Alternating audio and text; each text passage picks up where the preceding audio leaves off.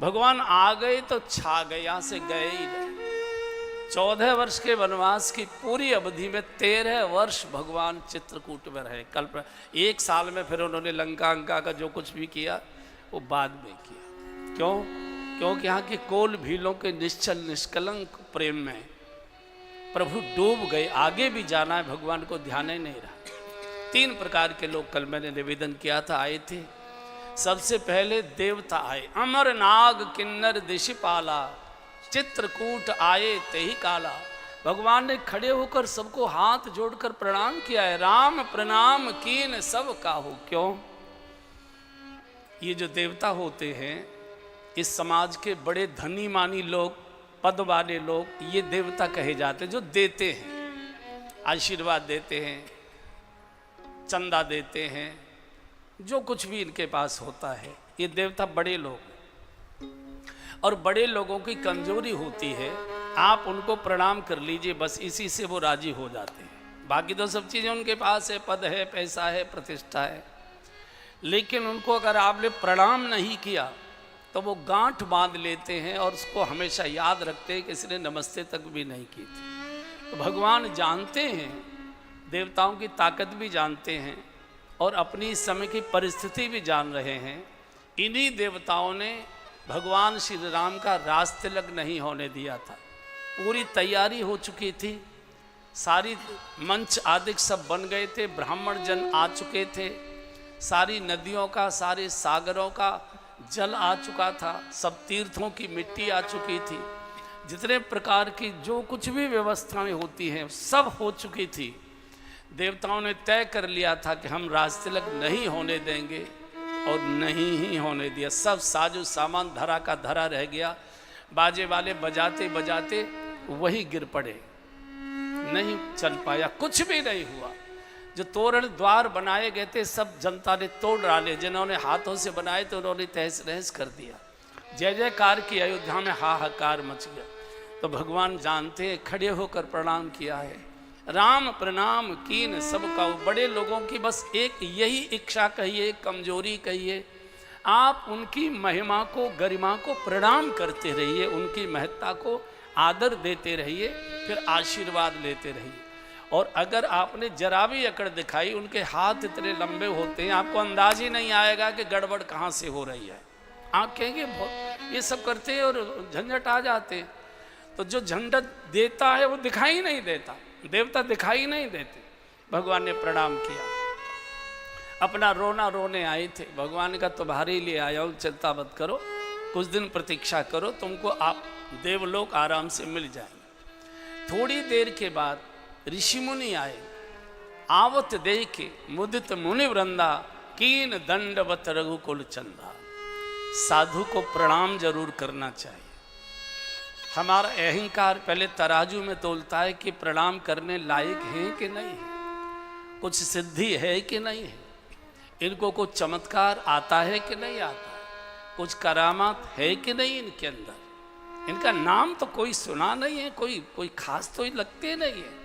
हम इसी ऊहापोह में अपराध कर बैठते हैं और प्रणाम नहीं करते। प्रणाम की बड़ी ताकत होती है। प्रणतक क्लेश नाशाय गोविंदाय नमो। साधु भगवान के पुत्र कहे जाते हैं और ये संसार का नियम है। कोई किसी के बेटे को प्यार करे, आदर दे, सम्मान दे, उसके पिता बहुत प्रसन्न होते हैं। तो साधु को किया गया प्रणाम ये भगवान को प्रसन्नता देता है और फिर जो आपकी इच्छा होती है भगवान प्रसन्नता से पूरी करता है। ये तराजू में मत तोलिए, चिलम पीता है कि गांजा पीता है कि खड़िया है कि ऐसा है कि वैसा है कि हमारे संप्रदाय का है कि किसी और संप्रदाय का है, बिल्कुल इसमें मत जाइए।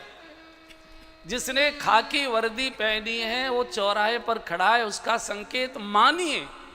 अगर खाकी वर्दी पहनकर वो अपनी वर्दी का दुरुपयोग कर रहा है, उसका बाप एसएसपी बैठा है, उसे सस्पेंड करेगा, उसको लाइन हाजिर करेगा। हम कुछ नहीं कर, हमको तो उसकी आज्ञा का पालन ही करना। तो अगर साधु आचरण से हीन हो रहा है, उसका बाप जाने अगले जन्म में साधु वेश नहीं देगा, भगवान उसे डाल देगा कहीं किसी झाड़ियों के अंदर पड़ा रहेगा। लेकिन साधु को प्रणाम करने से प्रभु बहुत प्रसन्न होते हैं। भगवान ने सबको दंडवत प्रणाम किया है। कल्पना करिए, साक्षात दंडवत। उन्होंने ये तौल नहीं किया कि कौन कैसा है, कौन कैसा है, कौन कैसा है। साधु वेश है, प्रणाम किया। तीसरा समाज आया कोल भीलों का। नंग धड़ंग लगोटी बांधे, सूखे हाड़ मांस का शरीर, मैले कुचैले भाव भरे हुए नेत्र में आंसू, दौड़े चले आ रहे, नाचते गाते आ रहे हैं। यह सुध कोल के रात न पाई, दौड़े आ रहे, दौड़े आ रहे। क्या ला रहे हैं? कंद मूल फल भरी भरी दोना, कंद मूल फल भरी भरी दोना, चले रंग जनु लूटन सोना, चले रंग जनु लूटन सोना, आजी चले रंग जनु लूटन सोना, चले रंग जनु लूटन सोना। साधु के पास जाइए या मंदिर में जाइए, कुछ न कुछ फल लेकर जाइए। सस्ते से सस्ते सिंगाड़े मिलते हैं, ले जाओ। अमरूद मिलते हैं, ले जाओ। क्यों? आप साधु के पास जाते हैं तो आप अपेक्षा करते हैं कि महाराज जी कोई न कोई प्रसाद दें। अब वो कहाँ से लाएगा बेचारा? अरे भाई, आप चढ़ाओगे तो उसमें से आपको भी देगा, जो और आएंगे उनको भी देगा। मंदिर में आप माथा टेकते हैं, सोचते हैं पुजारी जी प्रसाद दें, वो कहाँ से लाएंगे? अरे भाई, आप चढ़ाते हो मंदिर में, पुजारी जी उसमें से आपको भी देते हैं, किसी और को भी देते हैं। और खाली हाथ अगर साधु के पास जाओगे या मंदिर जाओगे, खाली ही लौट कर आओगे। अगर भरे हाथ चाहिए तो भरे हाथों से प्रसाद लेकर जाइए। ये कोल भी अशिक्षित, अनपढ़, सभ्यता संस्कृति का न इनको ज्ञान है न भान है। ये जानते हैं कि भगवान आए हैं और भगवान का दर्शन खाली हाथ नहीं करना चाहिए। दोने भर भर कर भगवान ने का ढेर लग गया, दोनों का ढेर, और दूर बैठे। संकोची थोड़ा सड़क के पीछे बैठता है, अहंकारी हमारी तरह मंच की ही ओर देखता है, इधर उधर देखता ही नहीं कि मंच कहाँ है। तो भगवान ने कहा थोड़े आगे आ जाओ, आगे आ जाओ, थोड़े सरको। संकोच में सरकते नहीं है। ठीक है प्रभु, ठीक है। भगवान ने कहा भैया एक बात बताओ, जो आया मेरे पास वही फल मांगने आया। देवता आए पुण्यों का फल मांगने आए, ऋषि मुनि आए साधना का फल मांगने आए। आप तो मुझे फल भी चढ़ा रहे हो, आपको मुझसे फल नहीं चाहिए क्या? कोल भील रो पड़े और कहा भगवान, फल तो आप दुनिया के भिखारियों को दे दीजिए, हमको तो आप चाहिए, हमारा बाप चाहिए, हमको और कुछ नहीं चाहिए। आप आ गए, सब फल आ गए। और गोस्वामी जी लिखते थे कि जाहि न चाहिए कबहु कछु, तुम सन सहज स्नेह, बसहि निरंतरता सूर, सोराउर निज गेह। साधु भगवान से न दर्शन मांगता है न मुक्ति मांगता है। दर्शन दे मत दे, तेरा मन हो तो आना, नहीं मन हो तो नहीं। हमको कुछ नहीं चाहिए, हमको तो आनंद है, तेरा नाम लेने में रस आता है, बस इससे ज़्यादा और हमको कुछ नहीं चाहिए। तू हमारी जिह्वा से अपना नाम लिवा रहा है, हमको इतनी तूने शक्ति सामर्थ्य क्षमता दे दी है। अन्यथा तो आदमी दिन भर राजनीति की चर्चा करता रहेगा, बुराइयां करता रहेगा, पड़ोसी को गालियां देता रहेगा, अखबार चाटता रहेगा। उससे को जरा माला लेके जप लो, नहीं जपेगा। पाठ कर लो, नहीं करेगा। क्यों? पाप करते करते जीभ इतनी भारी हो जाती है, ये संसारी चर्चा में तो वो लप लप बोलेगी, भगवान के नाम में उसके पाप पकड़ लेते। खबरदार, अगर तू भगवान का नाम लेगी तो हम कहाँ जाएंगे, हमारा घर उजड़ जाएगा। पाप जीभ पर निवास करता है, पाप आंखों से प्रवेश करता है और जीभ पर निवास करता है। आंखों से पाप प्रवेश करता है। आपने आंखों से कुछ देखा, मन में चला गया, मन से बुद्धि में आया और बुद्धि के द्वारा फिर वो जिह्वा के द्वारा प्रकट होने लगता है। भगवान कहते हैं कि इनको नहीं छोड़ पाएंगे। पूरे 13 वर्ष भगवान इनके बीच में रहे। इधर मुझे वो भजन गाने का मन कर रहा है। भक्त कहता है भगवान तूने क्या क्या नहीं दे दिया, एक बार गा लीजिए। मुझे तूने दाता बहुत कुछ दिया है, मुझे तूने दाता बहुत कुछ दिया है, तेरा शुक्रिया है, तेरा शुक्रिया है, तेरा शुक्रिया है, तेरा शुक्रिया है। मुझे तूने दाता बहुत कुछ दिया है, मुझे तूने दाता बहुत कुछ दिया है, तेरा शुक्रिया है, तेरा शुक्रिया है, तेरा शुक्रिया है, तेरा शुक्रिया है। ये औलाद दी है, ये जायदाद दी है, ये औलाद दी है, ये जायदाद दी है, मुसीबत में हर वक्त इमदाद दी है, मुसीबत में हर वक्त इमदाद दी है। तेरा ही दिया मैंने खाया पिया है, तेरा ही दिया मैंने खाया पिया है, तेरा शुक्रिया है, तेरा शुक्रिया है, तेरा शुक्रिया है, तेरा शुक्रिया है। है मुझे तूने दाता बहुत कुछ दिया है, मुझे तूने दाता बहुत कुछ दिया है, तेरा शुक्रिया है, तेरा शुक्रिया है, तेरा शुक्रिया है, तेरा शुक्रिया है। जो पूरी न करता तू मुराद मेरी, जो पूरी न करता तू मुराद मेरी, तो क्या थी जमाने में औकात मेरी, तो क्या थी जमाने में औकात मेरी तुम्ही ने तो जीने के काबिल किया है, तुम्ही ने तो जीने के काबिल किया है, तेरा शुक्रिया है, तेरा शुक्रिया है, तेरा शुक्रिया है, तेरा शुक्रिया है। मुझे तूने दाता बहुत कुछ दिया है, मुझे तूने दाता बहुत कुछ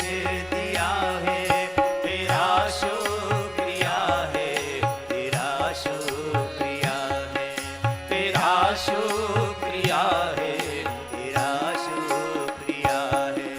मेरा ही नहीं तू सभी का है दाता, मेरा ही नहीं तू सभी का है दाता, सभी को सभी कुछ है देता दिलाता, सभी को सभी कुछ है देता दिलाता, दिया कुछ नहीं बस लिया ही लिया। मैं तो कुछ दे नहीं पाया, धन्यवाद भी नहीं दिया, प्रणाम भी नहीं दिया आपको। लिया है, तेरा शुक्रिया है, तेरा शुक्रिया है, तेरा शुक्रिया है, तेरा शुक्रिया है। मुझे तूने दाता बहुत कुछ दिया है, मुझे तूने दाता बहुत कुछ दिया है, तेरा शुक्रिया है, तेरा शुक्रिया है, तेरा शुक्रिया है। तेरा शुक्रिया। सवेरे की जो पूजा करते हैं उसके पीछे का ये धन्यवाद का ही भाव होता है। प्रभु रात में तूने ही तो मेरी सांस ली, मैं तो एक सांस ले नहीं सकता, सांस रुक जाए तो 1000 डॉक्टर एक सांस नहीं चला सकते। मुझे तूने निश्चिंतता से सुलाया और मेरी सांस के रूप में तू चलता रहा, मैं पुनः जागृत हो गया। तुझे शुक्रिया, तुझे प्रणाम करता हूँ। ये सवेरे की पूजा, ये रात के शयन का प्रणाम है कि मैं आनंद से सो गया और जग भी गया। ये तूने मेरी श्वास चलाई, मैं तो नहीं था, मुझे तो होश भी नहीं है। और जो सायंकाल को प्रणाम पूजा आरती करते हैं, प्रभु तूने दिन भर मुझे खूब दौड़ाया, जीवित रखा, दुनिया भर के व्यवहार करने का अवसर दिया, फिर मैं तेरे चरणों में खड़ा हूँ, मेरा प्रणाम स्वीकार करो। ये सुबह और शाम की जो पूजा हम करते हैं, ये भगवान को थैंक्स देने के लिए, धन्यवाद देने के लिए। हमारी कोई क्षमता नहीं थी प्रभु, कोई क्षमता नहीं। यहाँ से केवट वापस लौटाए, सारी भगवान की व्यवस्थाएं करके गंगा पार करके आया तो जहाँ रथ छोड़ गए थे वही रथ खड़ा हुआ है। श्वेत रंग के घोड़े श्याम हो गए, हड्डियों के ढांचे 6 दिन हो गए, 6ठे दिन लौट कर आया है केवट। ये जो गुह था, श्रृंगवेरपुर का जो चौधरी था गुह, ये 6ठे दिन लौटा। 6 दिनों में घोड़ों ने घास का एक तिनका नहीं छुआ, घास का ढेर लगा हुआ है, हड्डियां निकल गई, मूर्छित सुमंत्र पड़े, होश आता है, हा राघव हा राम हा राघव हा राम। और आते ही जब गुह ने घोड़ों की पीठ को ऐसे थपकी मारी, थपथपाया, चैतन्य हुए, हिन हिन आने लगे, अपनी अपनी भाषा में पूछ रहे, गुह अकेले क्यों आए हो, भगवान कहाँ हैं, प्रभु को क्यों नहीं लेकर आए, अभी कहाँ छोड़ दिए तुमने। और जैसे ही घोड़े हिन हिन आए, सुमंत्र की मूर्छा खुली। गुह ने कहा कि मंत्री जी आप अभी वापस नहीं गए, सब लोग प्रतीक्षा करते होंगे, वापस जाइए न। लिपट कर रो पड़े। सुमंत्र जैसा इतने बड़े साम्राज्य का प्रधानमंत्री एक सामान्य से बिल्कुल अछूत व्यक्ति को गले लगाकर इतना रोए। सुमंत्र इतना रोए, भैया ये शब्द मत बोलो, तुम्हारे गांव के जो भी यहाँ आते हैं वही पूछते हैं कि कब जाओगे कब जाओगे कब जाओगे। मेरी समझ में नहीं आता, मैं खाली रथ लेकर किस मुंह से अयोध्या में जाऊं। घोड़े हिनहिनाने लगे, गो की कंधे पर मुंह रखे हिन अपनी भाषा में रोकर कहते, गो हमको जाने के लिए मत कहो, हमको गंगा जी में डूब जाने दो। आगे किटकिट करके चलाने की कोशिश करते, गो गंगा जी की ओर घोड़े दौड़ते। गो भी घबरा गया। जिनके वियोग में पशुओं की ये दशा हो रही है, उनके वियोग में उनके माता पिता की क्या दशा हो रही होगी। गो भी रो पड़ा एकदम। सुमंत्र मैं भी समझ रहा हूं तुम्हारी परिस्थिति।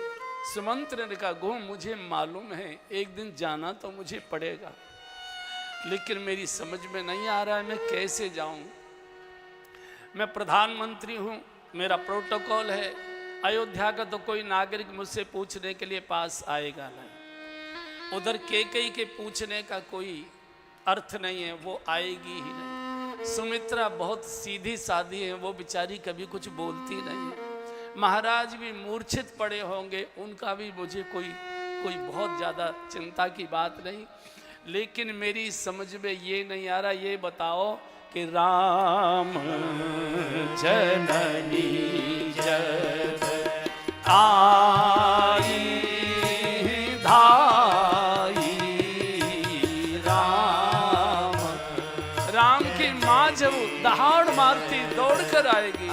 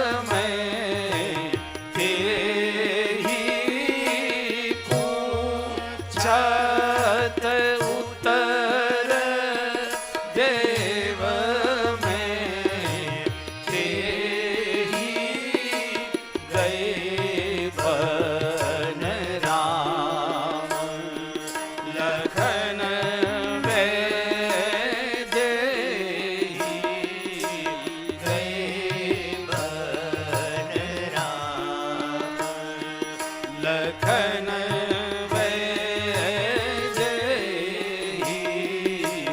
राम जननी जन आई धाई।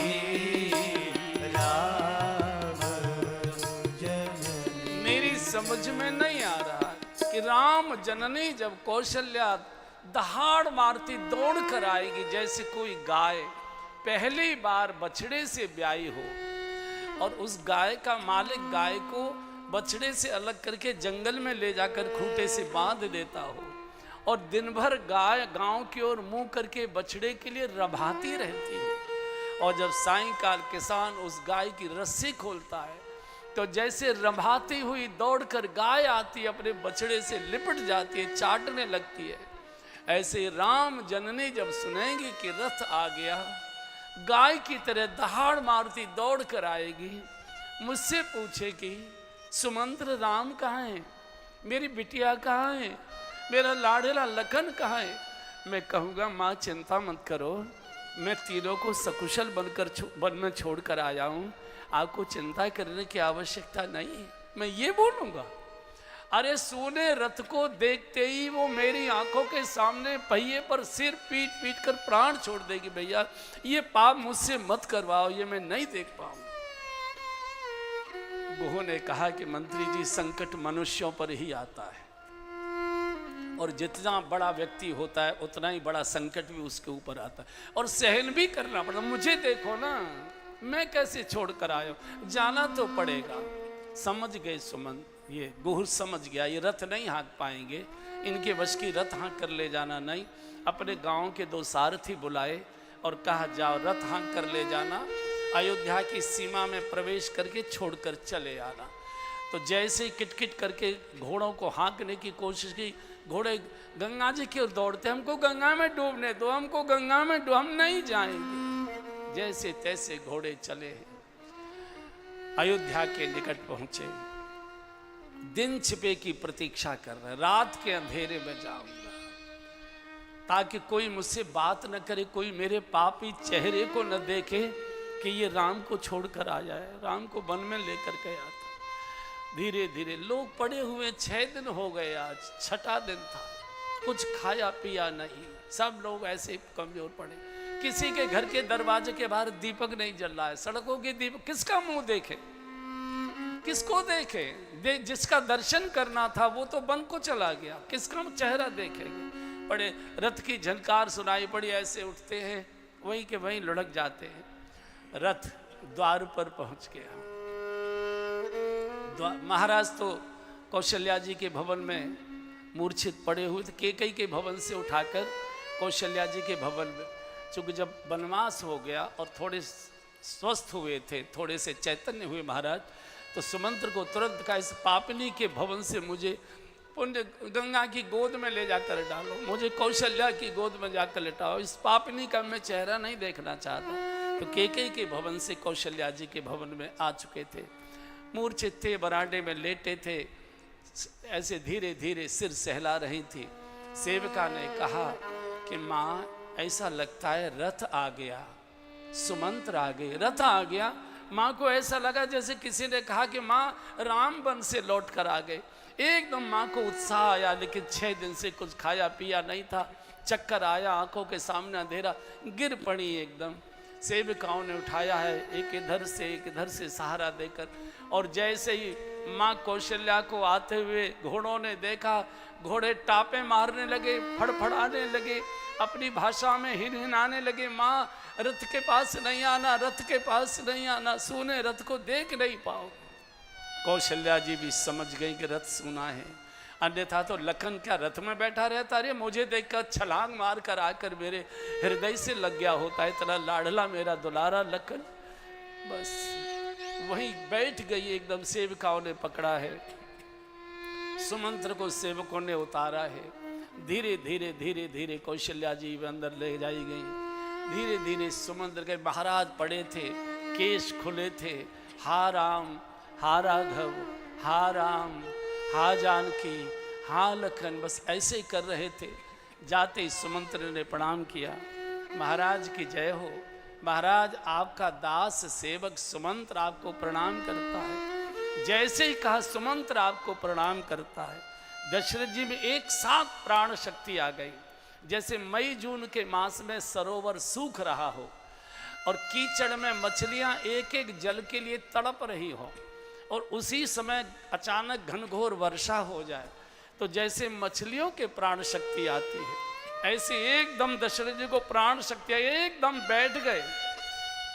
कहो सुमंत्र कहाँ राम, मेरा राम कहाँ है, मेरा लखन कहाँ है, मेरी बिटिया कहाँ है, जानकी कहाँ है, पूछता हिलाते सुमंत्र बोलो ना, कहाँ छोड़ कर आए हो, कितनी देर में आ रहे हैं, नगर के लोगों को बोलो कि वो स्वागत सत्कार न करें, पहले मेरे प्राण बचाए, मेरे पास लेकर आओ।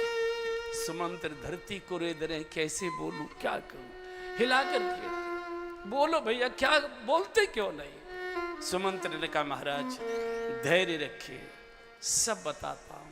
आपने जीवन में बड़े बड़े उतार चढ़ाव देखे, बड़े बड़े संकट देखे, और संकट मनुष्यों पर ही आते, संकट किसी और पर नहीं आते, और मनुष्य ही संकट को सहन करता है, भगवान उसको। ये उपदेश मत करो, पहले ये बताओ राम है ही कहाँ। पूरी घटना सुनाई। पहली रात तमसा के किनारे हम लोगों ने विश्राम किया, फिर उसके बाद संगवेरपुर गए, वहाँ के राजा गोह ने उनको गंगा पार कराया।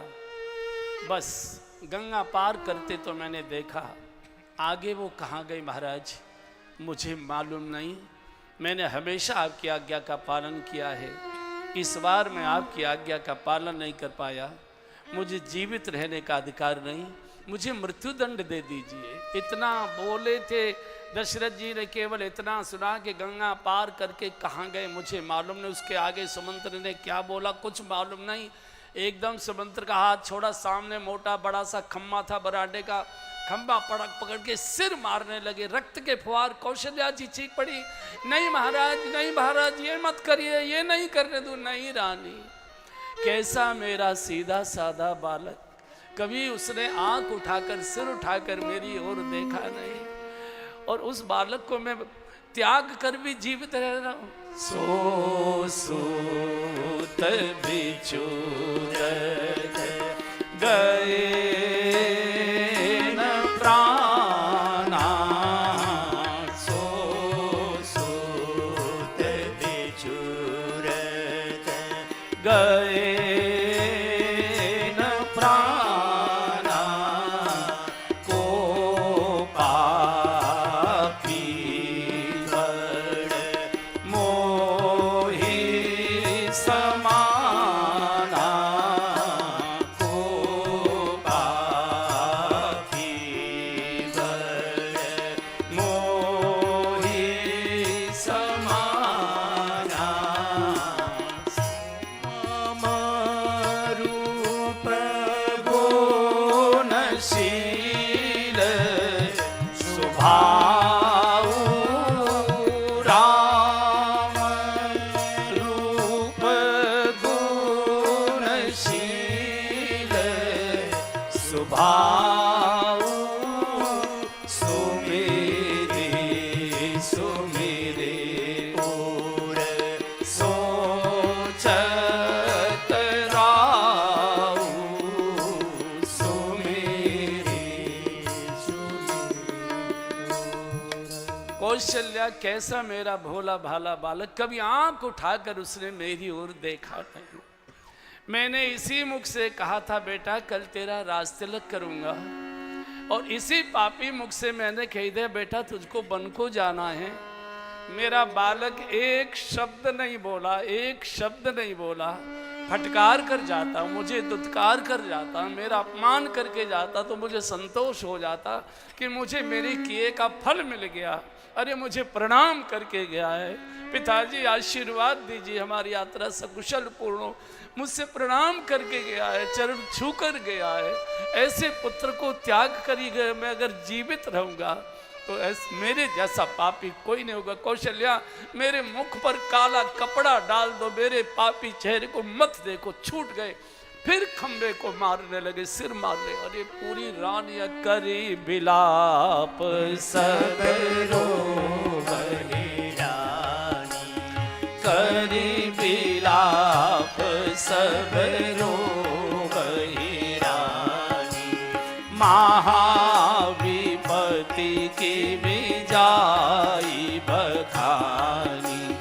महाविपति की भी जाई बखानी। सोनी विलाप दुख दुख लागा।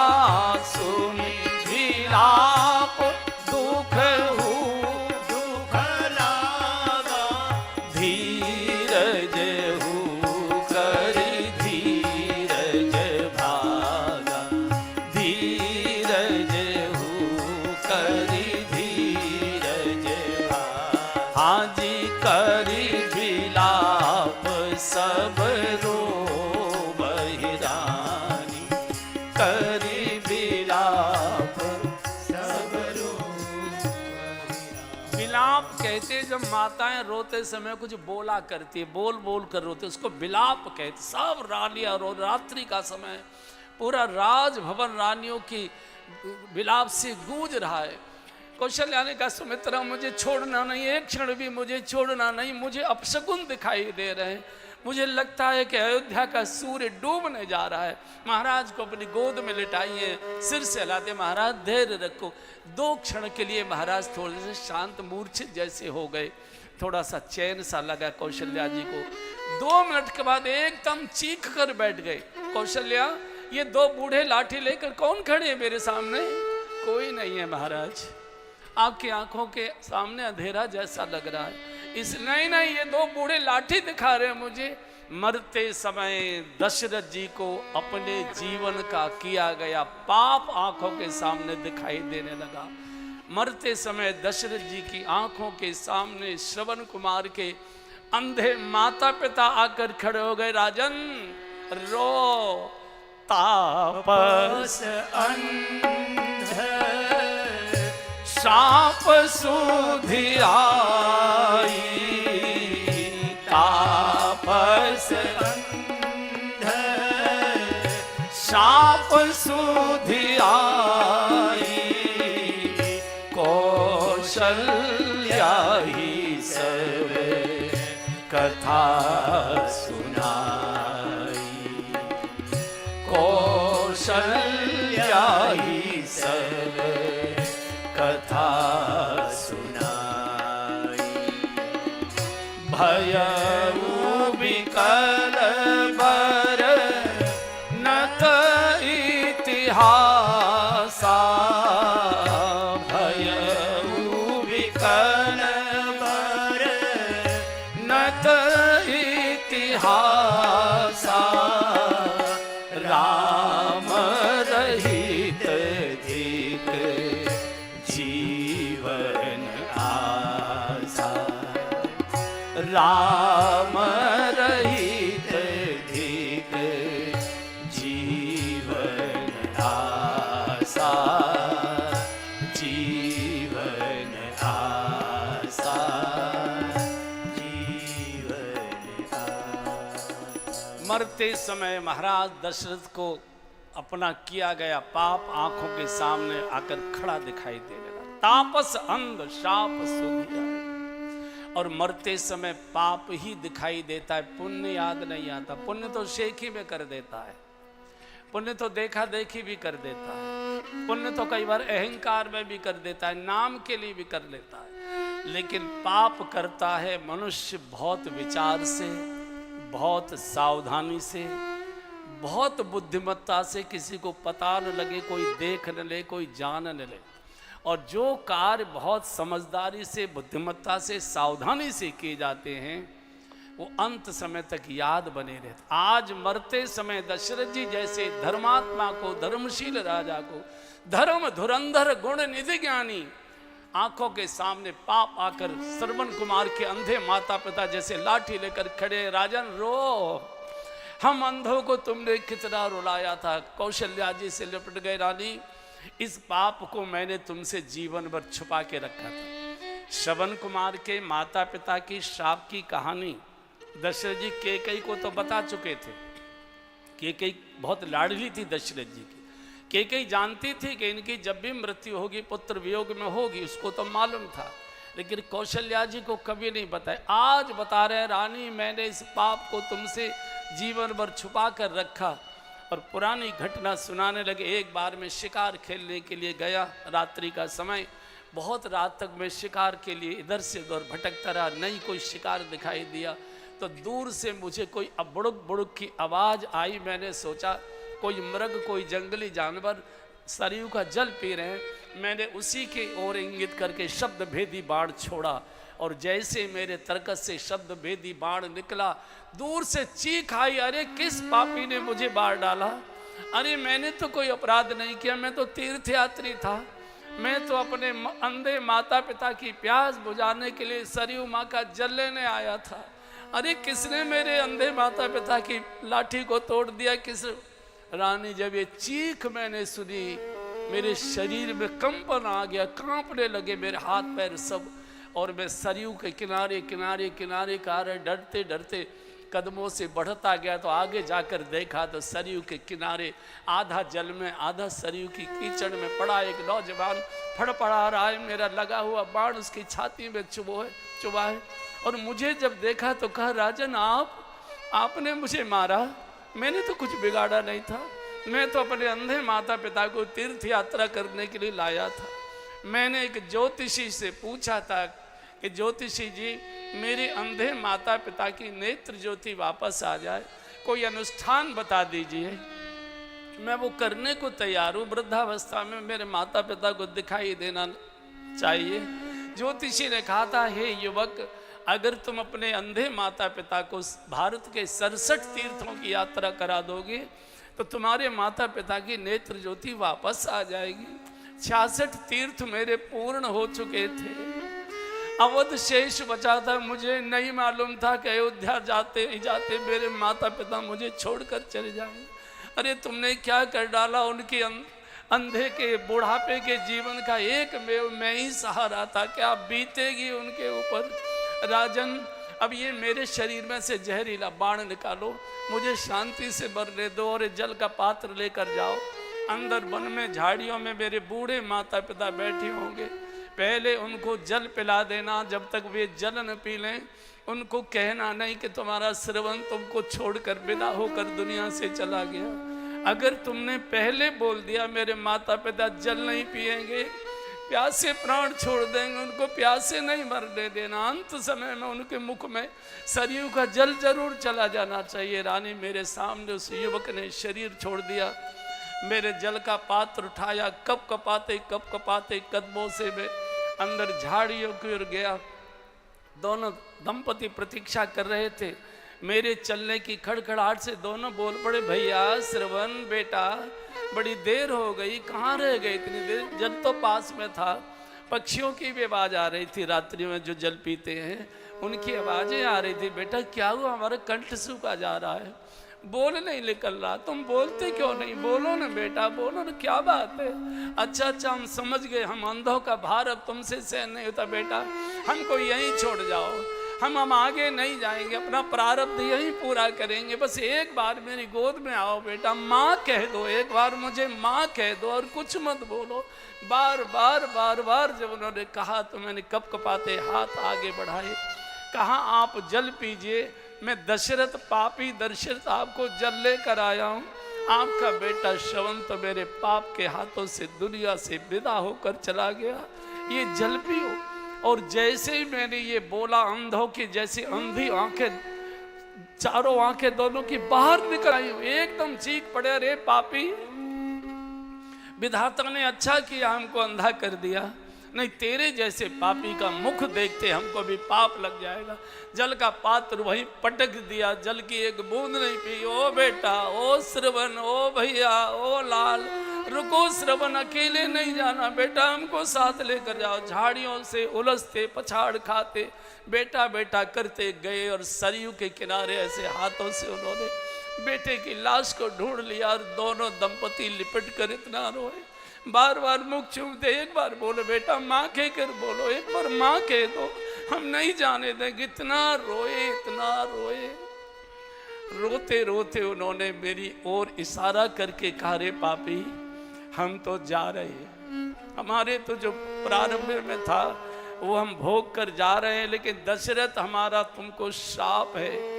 एक बार एक समय तुम 4-4 बेटों के बाप बनोगे, लेकिन अंत समय में पानी की एक बूंद देने के लिए तुम्हारा कोई बेटा तुम्हारे साथ नहीं होगा, सामने नहीं होगा, तुमको ऐसे ही तड़प तड़प के मरना पड़ेगा।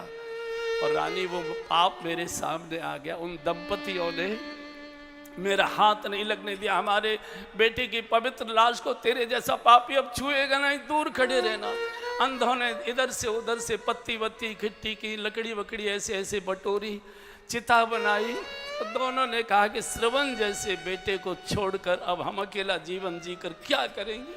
बेटे की लाश को गोद में लेकर उन्होंने योगाग्नि प्रकट की और तीनों वही भस्म हो गए। रानी, ये पाप मैंने हमेशा छुपा के रखा था, आज वो पाप मेरे सामने आ गया।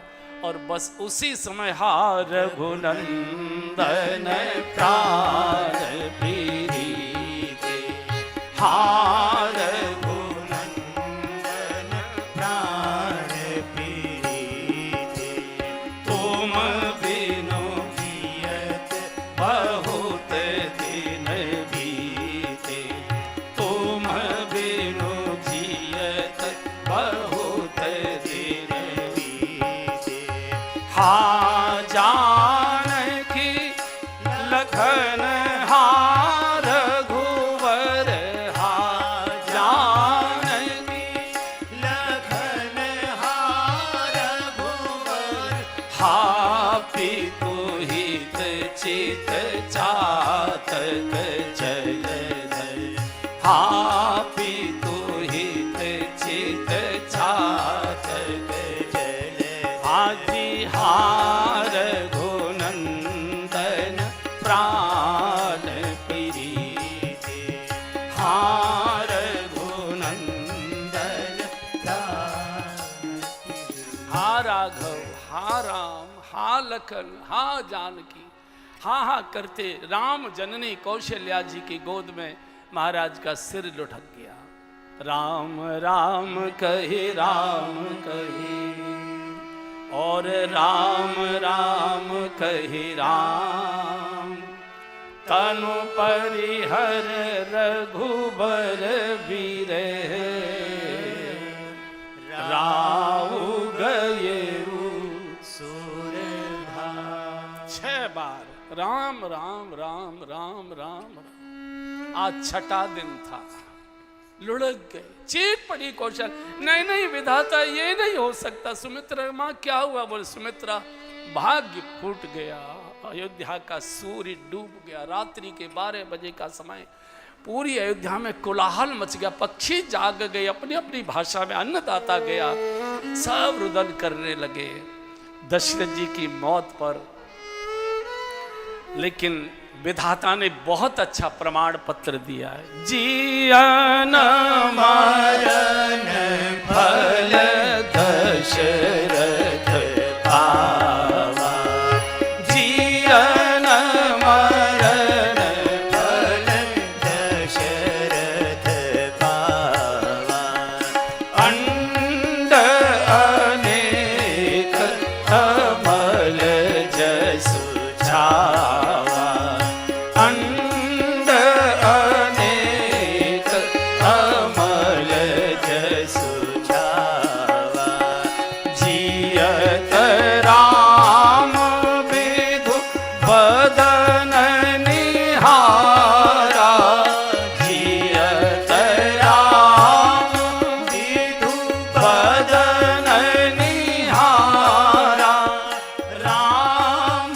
बिरहे करि मरण सवारा, राम बिरहे करि मरण सवारा, जियन मरण फल दशरथ पावा, जियन मरण फल दशरथ पावा।